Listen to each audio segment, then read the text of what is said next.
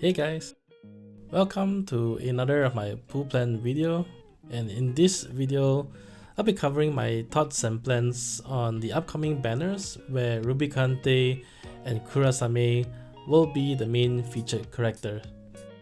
You can refer to the cropped infographic on the left hand side of the slide to see which events these are. This infographic was derived from the global forecast from thewereotter, and as always, I will be including a link to the full global forecast in the video description, so do check it out as well. First off, a quick look on how I did in the previous few banners, which is the Serah event, Squall event as well as Mog's event. In total, these were 5 banners. I wanted to pull for Serah, but unfortunately with I believe we had 6 free draws altogether, 1 free multi-draw plus 5 of the multi-draw tickets. Didn't really get anything out of that, so I decided to start using tickets. The funny thing was that the first 10 tickets gave me Serah FR, and the second set of 10 tickets gave me her BT, so really I only spent 20 tickets on that banner, and I used high power stones to max out her FR.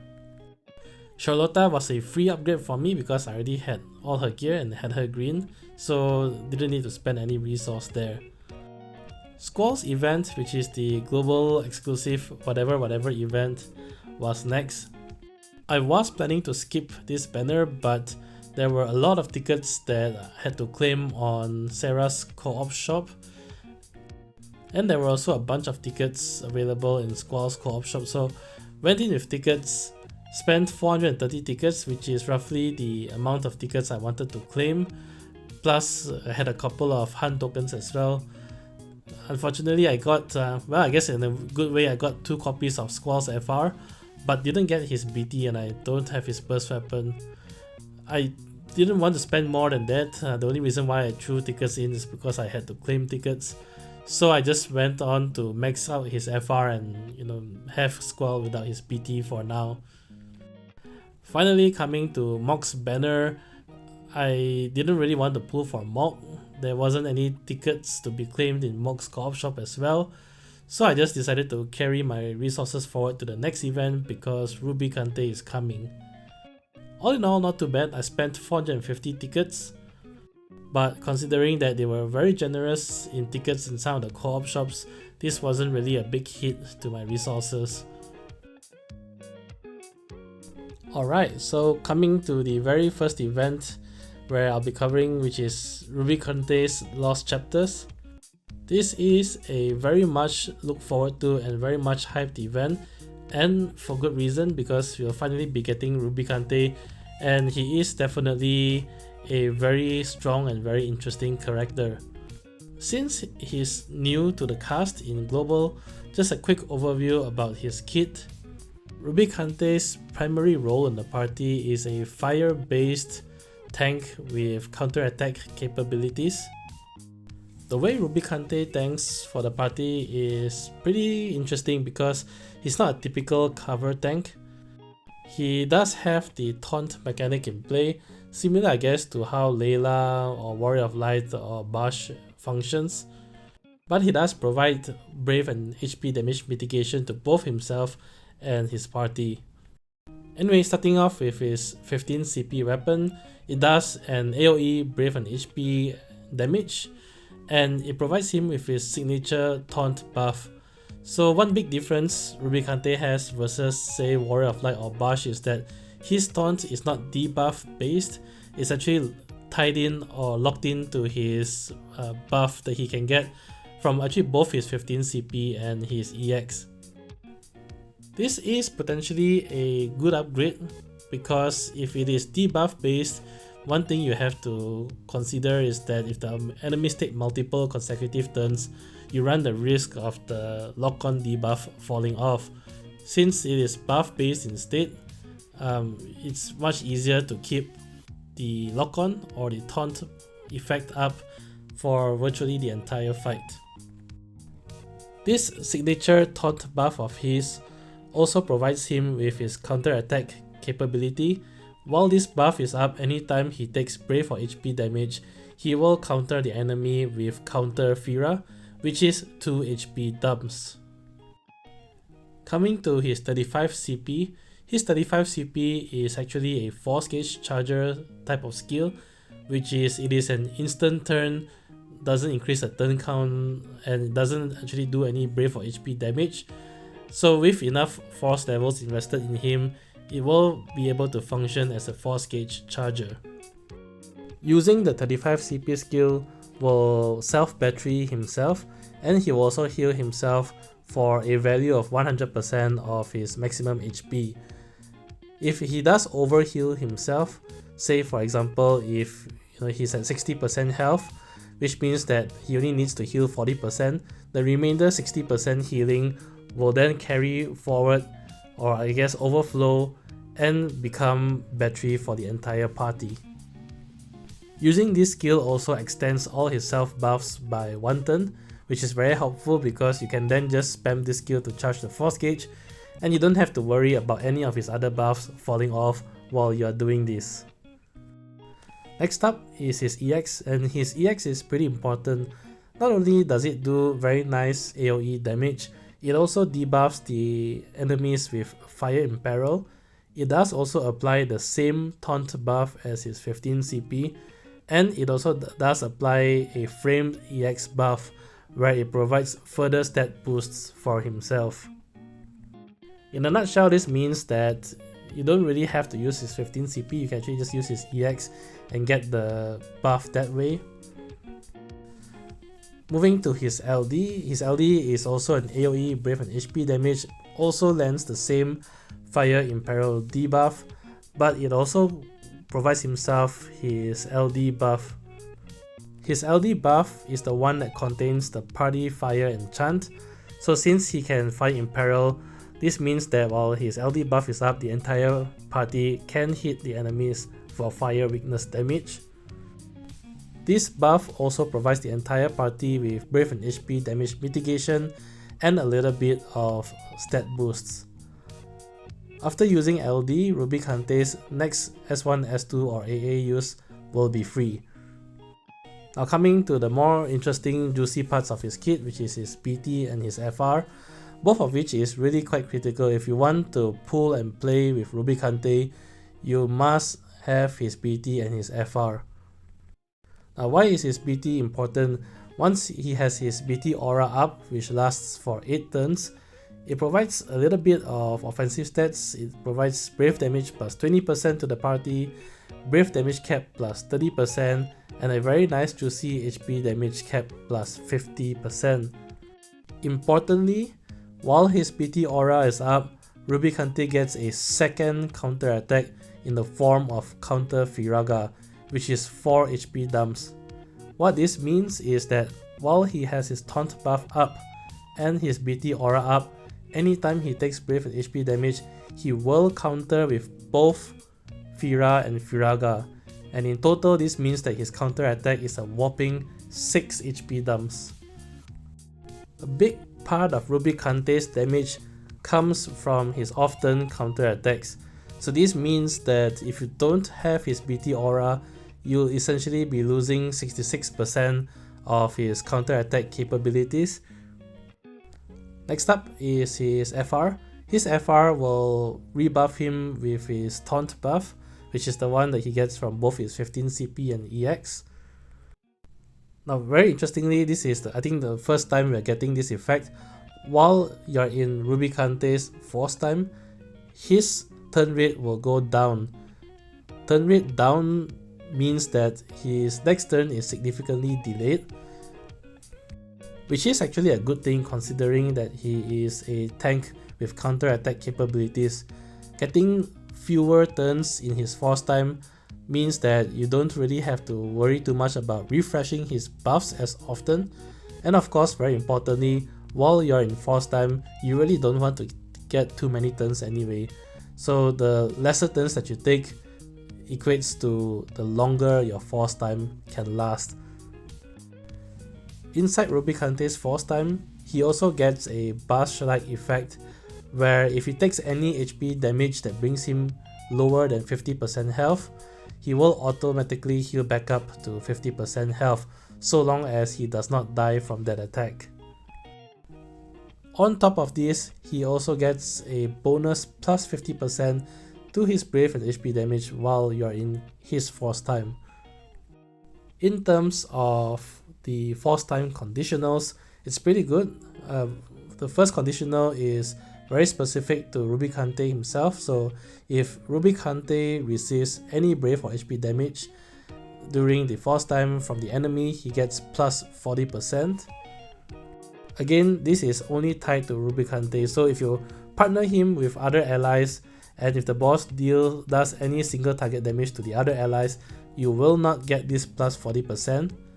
However, that being said, this should not happen in a typical run because any AoE damage will still take this up, and because he has the taunt effect on his buff, normally the enemies should be targeting him if they are doing a single target attack anyway. The second conditional is simply doing a fire elemental attack during your turn, and since Rubicante can enchant the party with fire, this shouldn't be an issue as well. So long as the other attacks that you are using are non-elemental by default, because you cannot fire enchant an attack that already has an innate element. Beyond using something like Lulu LD Call, which provides a true fire enchant, but that's something different than Rubicante's fire enchant. If you do a fire attack, you get plus 10%. The third conditional plays in very nicely with his kit, which is if you do any fire attack, including often fire attacks, you get plus 5%. If you do have Rubicante's BT and you have everything fully ramped up, he should be doing 2 counter attacks per enemy attack, so he will tick this third conditional twice anytime the enemy attacks him. Moving on to the other featured character on this event, which is Yuna. As far as I can tell, Yuna should not be receiving any rework or even her Force Echo bots. Yuna's still pretty okay, and she does have a very nice niche. Beyond being an aura bot support, she also has the ability to cleanse the entire party of debuffs, and I guess she does of course have the ability to burst heal as well as also charge the force gauge. However, if I'm right, then she does not actually get access to force echoes. I don't really think she's a good target to pull. At this stage, we do have support characters with echoes already introduced to the game, and it's really very difficult to justify a slot for her when you have other support characters who can provide the same auras and also have force echoes. Not to mention, with Foresight, we know that Ares will be coming pretty soon as well, and overall I think it's probably better to bring Ares as a support over Yuna. Quick mention about the other characters on the banner. There's really nothing much interesting about them. We have Cisne, Trey from FF Type 0, Lulu from FF10, and finally Prompto from FF15. I wouldn't really recommend any of them. I think the only notable one that deserves a little bit of mention would be Lulu, and only for the fact of a LD call. Lulu LD call does provide the entire party with true fire enchant. True fire enchant means that regardless of what element your attack is, it also will carry the fire element on top of that. And it is pretty helpful if you're planning to bring Rubicante and use his FR, because this allows you to hit his second and third force conditional without even worrying about what element your attack is.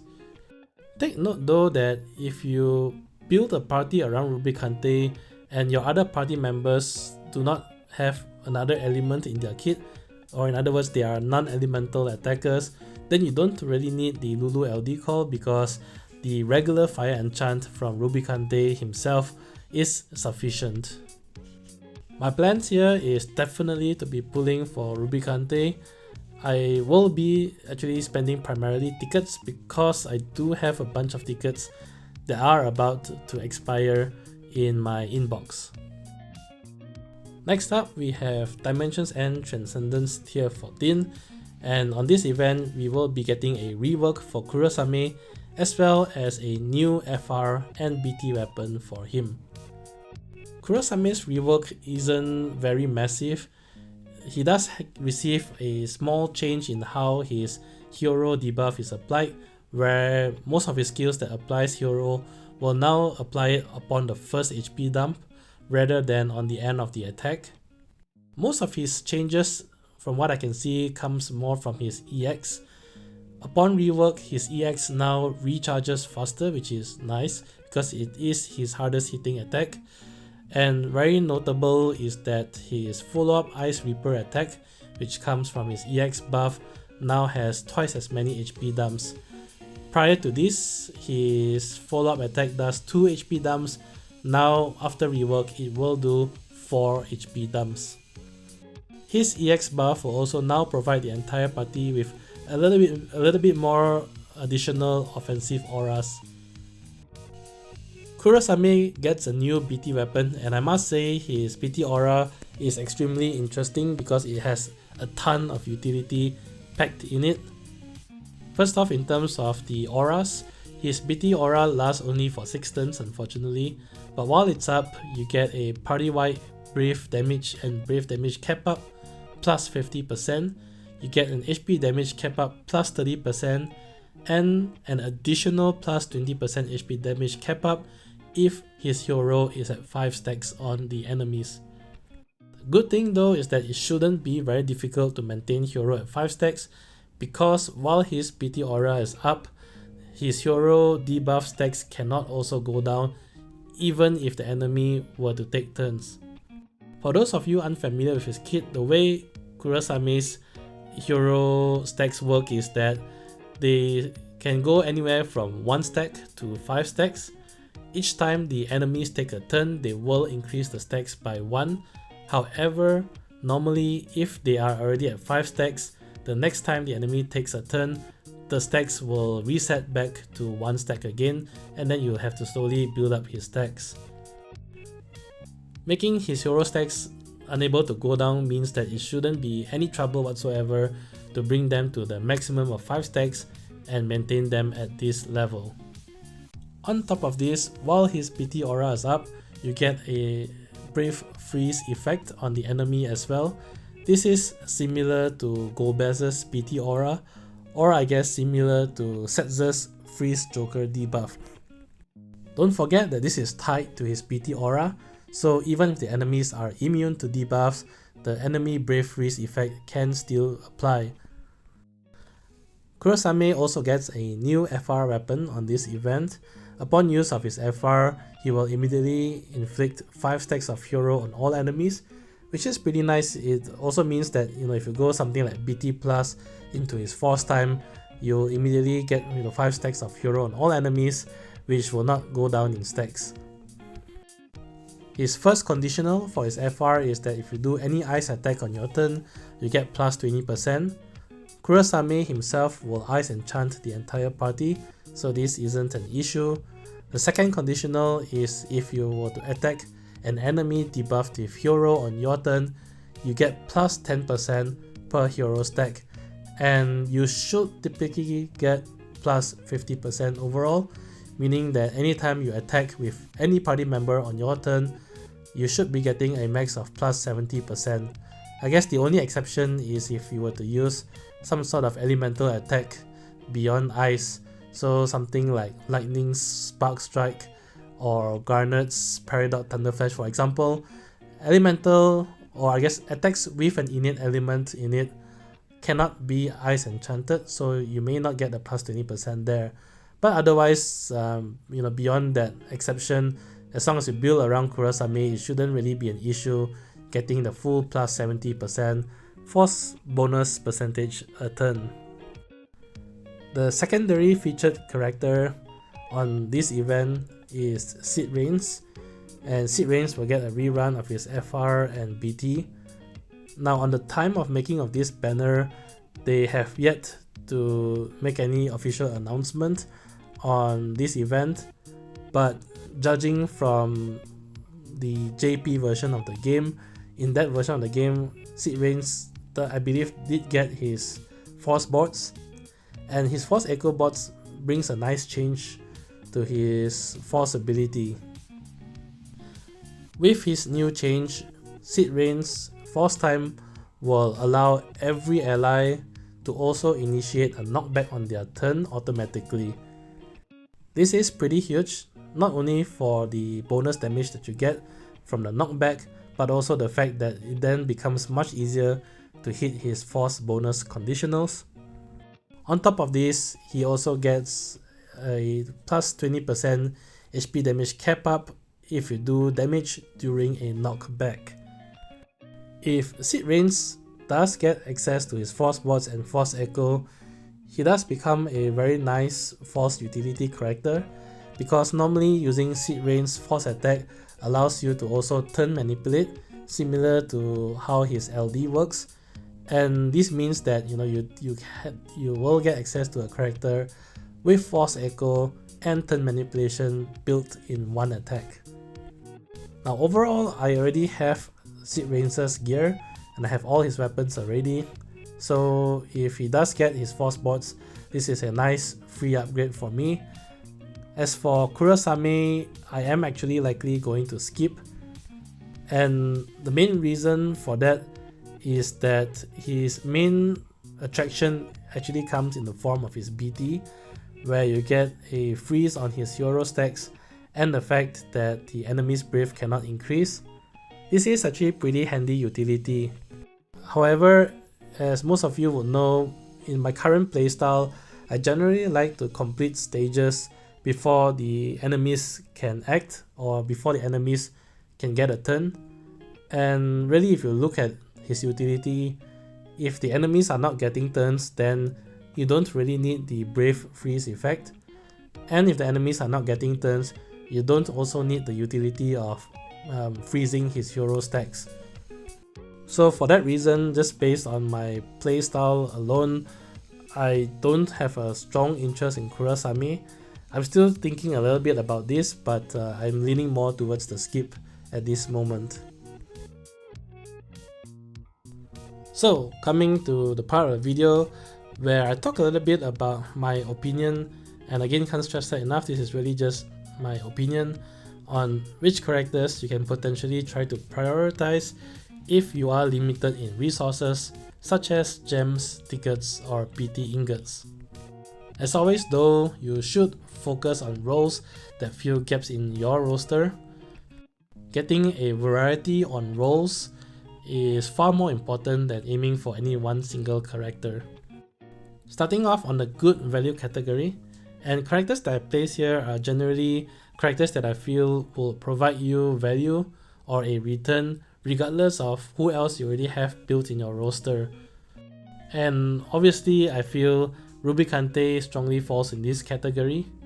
Now why is that? Well, for one thing, Rubicante is very self-sufficient. He is a good tank, so he can actually take attacks. His counter attacks does a lot of damage, so he actually also does very nice damage, and he does also have a skill that fast charges the force gauge as well. This means that Rubicante can actually solo a lot of stages.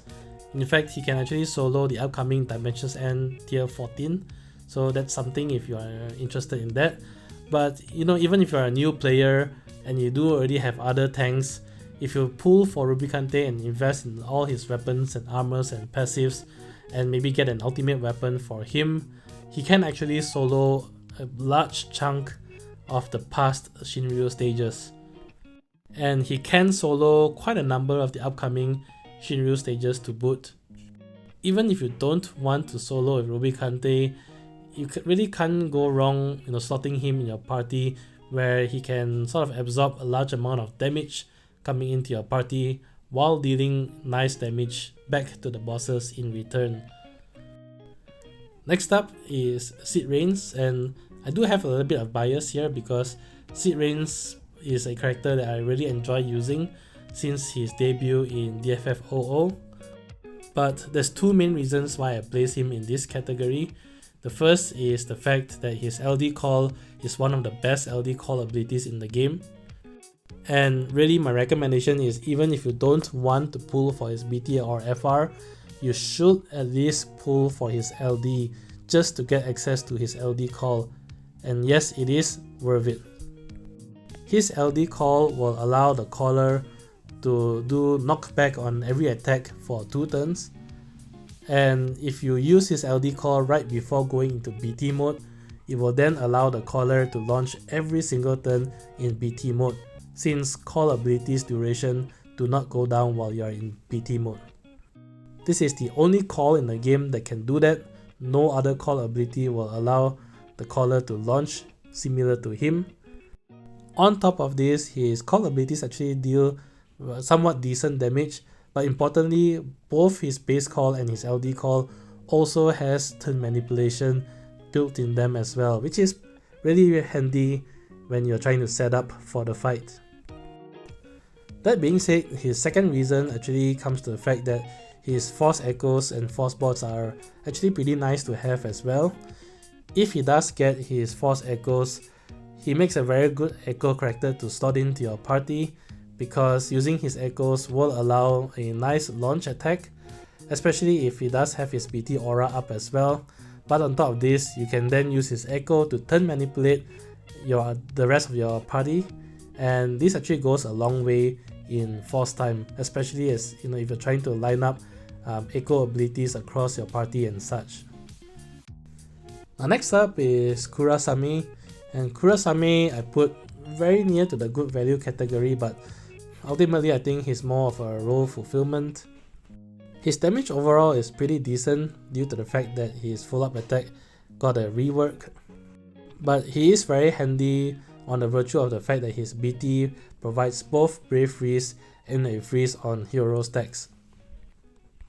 Generally, if you're very worried about the enemy taking turns and you find that you usually suffer a loss because the enemy takes a couple of turns while you're trying to set up for a big force time, then you can consider slotting in Kurasame, because he provides both protection in the form of Brave Freeze as well as a boost to your damage in the form of HP damage up increase and permanent hero 5 stacks. Well, I guess permanent as long as his BT aura is up. But the combination of both should make for a nice juicy force time or BT mode that will hopefully kill off the bosses before his BT aura expires. The last character I want to mention is Yuna, because she is one of the featured characters on the banner.